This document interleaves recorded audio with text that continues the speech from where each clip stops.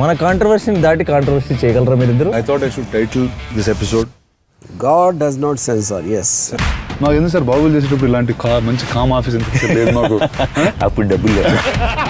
ఈ రపరప సీక్వెన్స్ అయితే అసలు అన్ఎక్స్పెక్టెడ్ అనమాట. ఎందుకంటే చిన్న చిన్న పోస్టర్స్ రిలీజ్ చేశారు తప్ప దాని రిలేటెడ్ సీక్వెన్స్ రిలేటెడ్ ఏది కూడా ఫుటేజ్ కానీ టీజర్స్ కానీ నన్ను కూడా చూపించలేదు ఎక్కడ, అసలు ఎక్కడ చూపించలేదు. అలాంటి థియేటర్ లో ఒక్కసారిగా కపాలాలు మెడలో వేసుకొని ఫైట్ సీక్వెన్స్, అది చేతులకు వెళ్ళి కట్టేసిన తర్వాత కూడా ఫైట్ సీక్వెన్స్ అనేది అంటే సినిమాకి వివత్సంగా ప్లస్ అయింది ఆ సీక్వెన్స్.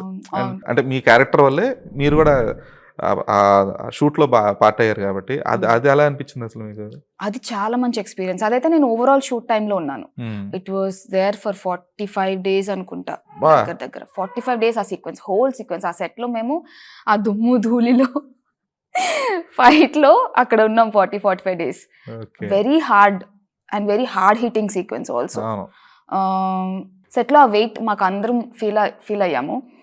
చాలా కష్టమైన సీక్వెన్స్ కూడా, బట్ ఆ ఫైట్ కానీ ఏదైనా కూడా దట్టు క్లైమాక్స్ ఫైట్ ఎక్కడ కాంప్రమైజ్ అవ్వకూడదు, చాలా వెల్ డిజైన్డ్ ఫైట్ లాగా రావాలి అని చెప్పి సుక్కు సార్ కానీ బన్నీ సార్ కానీ ఫైట్ మాస్టర్ నవకాంత్ మాస్టర్ కానీ అండ్ అదర్ యూనిట్ ప్రొఫెషనల్స్ కానీ ఎక్కడ ఏ ఒక్క షాట్లో కూడా తగ్గకుండా మళ్ళీ రిఫైన్ చేస్తూ ప్యాచ్ వర్క్స్ చేస్తూ అలా డిజైన్ చేసి వచ్చిన ఫైట్. అండ్ ఇప్పుడు అది క్లైమాక్స్లో పీపుల్ ఆర్ గోయింగ్ క్రేజీ.